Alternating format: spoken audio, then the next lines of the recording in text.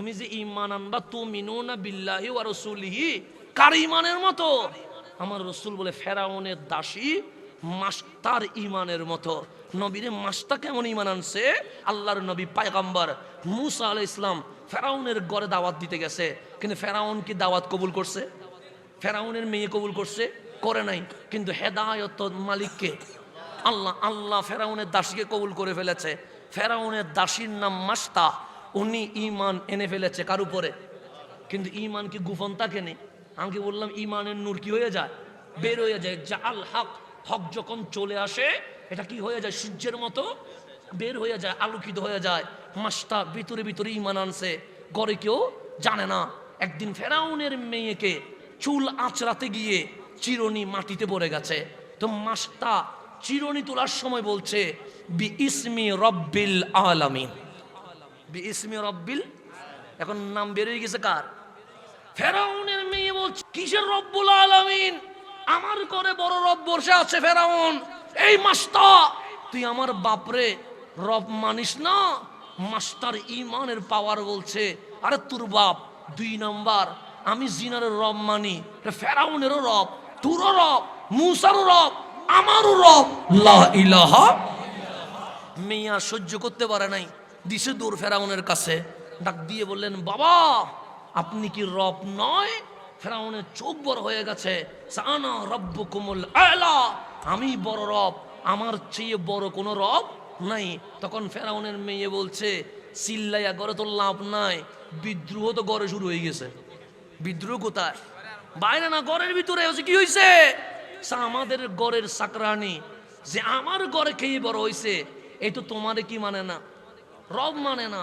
এখন মাস্টা চিন্তা করতেছে হকের আওয়াজ যদি ভিতর থেকে বের হয় এটা জামিলা কম হবে না বেশি হবে? কারণ জামিলা ঢুকে গেছে কোথায়? ঘরের ভিতর, রাস্তায় না, ঘরের ভিতরে। এখন ফেরাউন তো জানে এটা 2 নাম্বার। জানে কি জানে না? ফেরাউন জানে না হয়তো কয় নাম্বার? 2 নাম্বার এটা জানে। এগুলো বলতে গেলে রাত চলে যাবে। ফেরাউন কেমনে জানে 2 নাম্বার? জানে যে আল্লাহ 1 নাম্বার, ফেরাউন কয় নাম্বার? তো ফেরাউন মাস্টারটাকে বলছে মাস্টা তুই যে ঈমান আনছস এটা কাউরে বলার দরকার নাই। আনা রব্বুকুমুল আলা, আমি ফেরাউনের সবচেয়ে বড় রব। তুরে আমি রব মানলে বিল্ডিং লাগলে বিল্ডিং, গাড়ি লাগলে গাড়ি, স্বর্ণ লাগলে স্বর্ণ, যাই চাইবি সব দিব।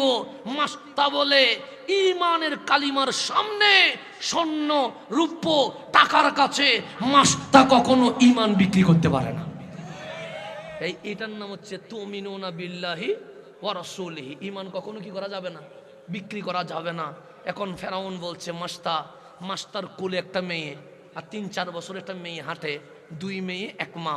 মাস্টারকে বলছে তোকে বড় পরিণাম করতে হবে, বহন করতে হবে। আমি আগুনের মধ্যে তেল সিদ্ধ করে তোর মেয়েরও ছাড়বো, তোরেও ছাড়বো। তেল গরম হচ্ছে, বেগুনি ছাড়ছে, ওই দৃশ্যটা মনে করেন। ফেরাউনের সামনে মাস্টা বলছে আরে ফেরাউন আল্লাহ তো মেয়ে দিছে 2টা, যদি 100টাও দিত এই কালিমার জন্য 100 মেয়ে কোরবান করতে আমি রাজি আছি। ফেরাউন ওই মার সামনে আগুনের ব্যবস্থা হয়ে গেছে, তেল সিদ্ধ হচ্ছে। 4 বছরের মেয়েকে ফেরাউন ধরছে, 2 পা উপরে, মাথা কোথায়? নিচে, তেলের সামনে টকবক করছে। আমার বাচ্চা যদি মা বলে চিল্লাই দে, আমার বউ কি কখনো সহ্য করতে পারবে? আমার মাকে সামনে যদি আমি মা বলে চিল্লাই, আমার মা কি সহ্য করতে পারবে? ফেরাউনের সামনে ওই মাস্টার মেয়ে যখন পা উপরে মাথা নিচে মা বলে চিল্লাই উঠছে, মাস্টার কোনো আওয়াজ নাই। আমার মন বলছে দুনিয়ার 2 চোখে দেখলে আওয়াজ করতো, হয়তো আল্লাহ এই 2 চোখ বন্ধ করে দিয়েছে, কলবের চোখ খুলে দিয়েছে। মাস্টার দেখতে পাচ্ছে বাস্তবে আগুন জ্বলছে, কিন্তু মেয়ে আগুনের উপর নাই, মেয়ে তো জান্নাতুল ফেরদৌসে রওনা হয়ে গেছে। মাস্তা কোনো কিছু বলছে না, মেয়েকে ছেড়ে দিয়েছে। মেয়ে আগুনের মধ্যে পুড়ে ছাই হয়ে গেছে। মেয়েকে যখন নিয়ে ফেলা হয়েছে, কুলের মেয়েকে আর আওয়াজ করতে দেয় নাই। ফেরাউন চাপটা মেরে নিয়ে আগুনের মধ্যে ছেড়ে দিয়েছে। 2 মেয়ে চলে গেছে। এখন বাকি আছে কে? মাস্তা। ফেরাউন যখন মাস্টারে ধরতে গেছে, মাস্তা বলে ফেরাউন আমার গায়ে হাত দিস না, কারণ আমি মুমিনা, আমার উপর পর্দা ফরজ, তোর কারণে আমার পর্দা যেন হুকুম যেন রহিত হয়ে না যায়। দেখেন আজকে আমার মা বলছে, আজকে আমার বোন বলছে পর্দা নাকি তার উপর জুলুম হয়ে গেছে। আর মাস্টার সামনে আগুন দাও দাও করে জ্বলছে, সেইখানেও মাস্টার নিজের পর্দার উপরে এত অ্যাক্টিভ, ফেরাউন গায়ে হাত দিস না, আমি হেঁটে হেঁটে আগুনে পড়ে যাব।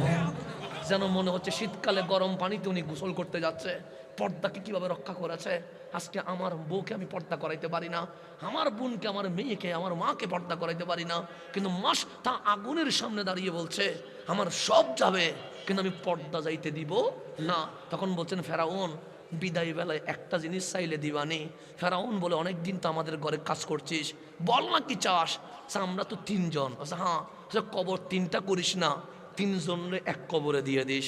ফেরাউন বলে এটা তো ভালো হবে, কারণ তিনটা কবর করতে সময় লাগবে, একটা কবরে দিয়ে দিব। কোনো ভাবিস না। ঠিক মাস্টার হেঁটে হেঁটে ওই তেলের মধ্যে চলে গেছে, মাস্টার গাটাও বেগুনির মতো ছাই হয়ে গেছে।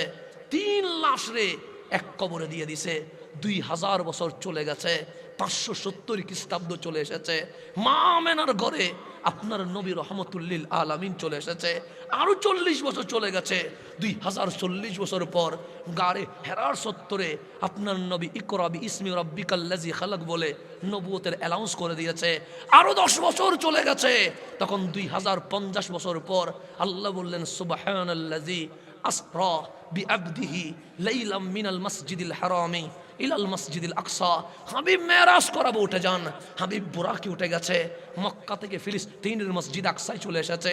ইমামতি যখন শেষ, আল্লাহ বললেন সুম্মা দানা, হাবিব উপরে উঠেন। হাবিব যখন বুরাকে উঠে গেছে, ফিলিস্তিনের ওই মসজিদ আকসা থেকে হাবিবের বুরাক যখন উপরে উঠতে শুরু করেছে, হাবিব ডাক দিলেন কম, এই বুরাক থেমে যা।